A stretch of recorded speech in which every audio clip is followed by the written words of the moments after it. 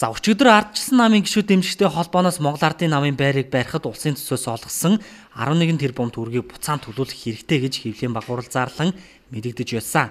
Телевизэдээ өчигдрийн мэдээгээр нэлээд шуугаад авсан. За тэгвэл энэ тал дээр өнөөдөр Ардын намын ерөнхий нарийн бичгийн дарга тайлбар өглөө. Монгол Ардын нам 2008 оны 7 дугаар сарын 1-ний үйл явдлаас өмнө намынхаа байрыг үнэлүүлсэн байсан юм байна. За тэр үнэлгээгээр 10 гаруй тэрбум төгрөгийн хөрөнгөтэй гэсэн тооцоо гарч байсан гэлээ. За энэ 11 тэрбум төгрөг нь зөвхөн Монгол Ардын намд олгосон нөхөн төлбөр гэсэн юм аа. Ингээд тухайн үед ардчилсан нам, Монгол Ардын нам, Монгол улсын ерөнхийлөгчийн институт ингээд тал талаасаа ярилцаад за өршөөлийн хууль гаргаж энэ хэрэгт оруулагдсан хүмүүсийг өршөөё.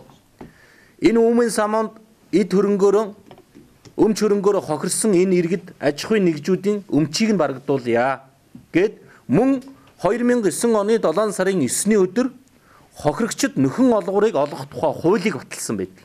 Монгол улсын их хурл. Энэ үед Монгол Ардын нам дангаараа парламентыг бүрдүүлж байгаагүй. Хамтарсан засгийн газартай байсан.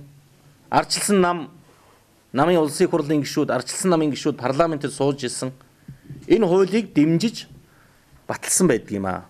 Ингээд энэ хуулийн дагуу 2009 оны 9 сарын 23-ны өдөр хохирогчд нөхөн олгор олгох журам батлах тухай Монгол улсын засгийн газрын 294-р тогтоол гарсан байдаг юм. За мөн өмнөний үеэр хохирчулсан аж ахуй нэгж иргэдийн хохирлыг хэрхэх асуудал хөндөгдсөн улсын их хурл засгийн газар ерөнхийлөгч тал талаас ярилцаад өмнөр эд хөрөнгөөр хохирсон иргэд аж ахуй нэгжийн хохирлыг барагдуулахар болсон гэлээ.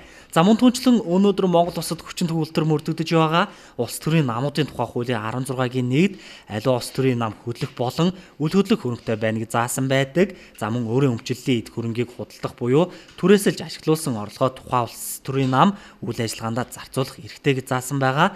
Тиймээс Монгол Ардын нам өнөөдөр хүчин төгөлтөр мөрдөгдөж байгаа улс төрийн намуудын тухай хуулийн дагуу үйл ажиллагаагаа явуулж байгаа гэдэг тайлбарыг өглөө.